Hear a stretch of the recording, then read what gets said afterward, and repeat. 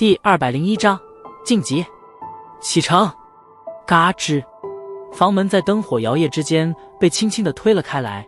萧炎狠狠地甩了甩脑袋，将脑中的一丝醉意丢了出去，反手关好房门，摇摇晃晃地来到床榻之旁，一屁股坐了下去。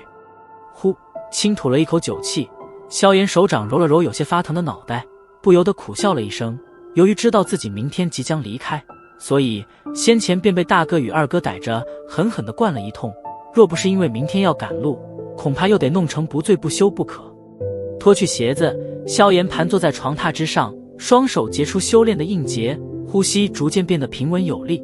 半晌之后，一缕水气被萧炎从指尖弹射了出去，将体内的酒气排除之后，萧炎这才感觉到脑子清醒了许多，盘坐在床上沉吟了片刻。